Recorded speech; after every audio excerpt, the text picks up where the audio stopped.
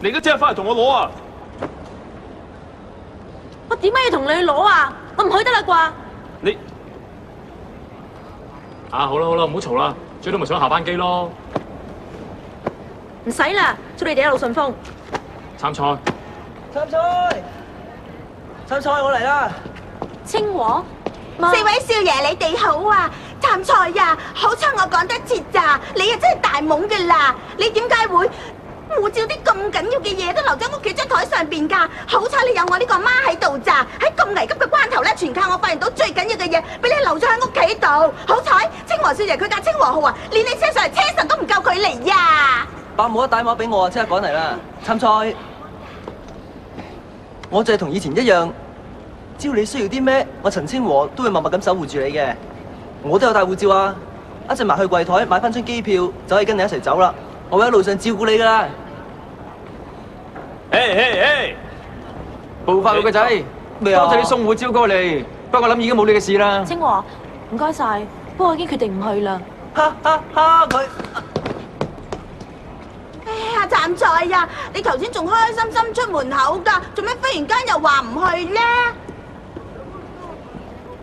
而家護照係有啦，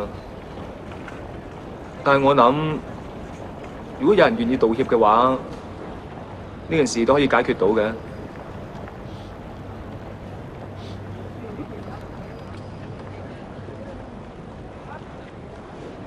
我做咩要道歉啊？係啊，道明寺又點可能道歉啊？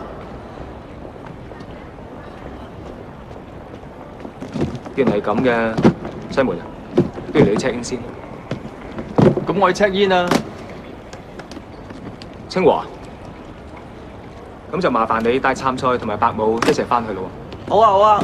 嚇，走啦！冇啦，唔該。參賽，伯母唔好行啦。咁啦，你做咩啫？媽，我哋行啦。對唔住啦。我好似聽到有人喺度講對唔住啊！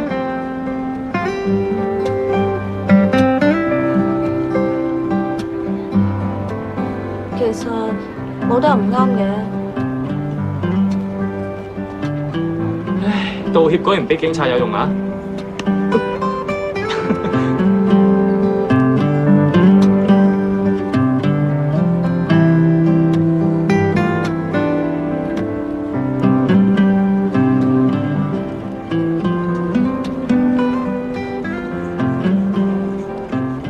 阿志少爺，